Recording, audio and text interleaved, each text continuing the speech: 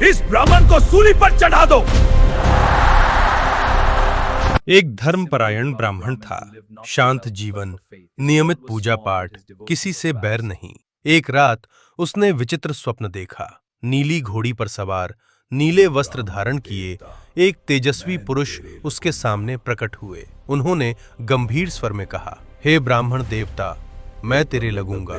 ब्राह्मण घबरा कर जाग गया, लेकिन यह केवल एक रात की बात नहीं थी। रोज वही सपना, वही वाक्य, वही भय। पत्नी ने पूछा तो उसने सब बताया। ब्राह्मणी बोली, वे अवश्य ही शनि महाराज हैं। अगली बार दिखें तो कह देना, लग जाओ, पर सवा पहर से अधिक मत लगना।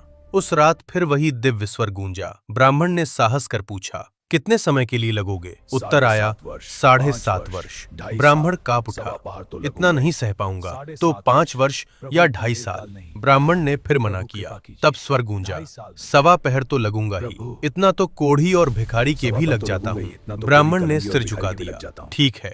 सुबह उसने पत्नी से कहा, मेरी सवा पहर की शनि दशा लग गई है, मैं जंगल में यह समय बिताऊंगा। वह भोजन की पोटली लेकर जंगल चला गया। पीपल के पेड़ के नीचे बैठकर हनुमान जी का पाठ करने ओम लगा। हनुमाते एक नमः। पहर बीत गया, बाकी समय रास्ते में बीताने के लिए वह चल पड़ा। रास्ते में एक बाड़ी से एक मतीरा खरीदकर पोटली में बांध लिया। आगे एक अजनबी मिला, वही शनिदेव, पर ब्राह्मण पहचान न सका। पोटली में क्या है? मतीरा है, दिखाओ। जैसे ही पोटली खुली, उसमें राजकुमार का कटा हुआ रक्त रंजित सिर था। उसे तुरंत राजा के दरबार ले जाया गया। राजा ने आदेश दिया, इसे सूली पर चढ़ा दो। सूली से पहले अंतिम इच्छा पूछी गई। ब्राह्मण बोला, मैं मरने से पहले अंतिम बार बालाजी की कथा सुनना चाहता हूँ। कथा आरंभ हुई। समय बीतता गया और जैसे ही सवा पहर पूरा हुआ, राजकुमार शिकार से सकुशल लौटता दिखाई दिया।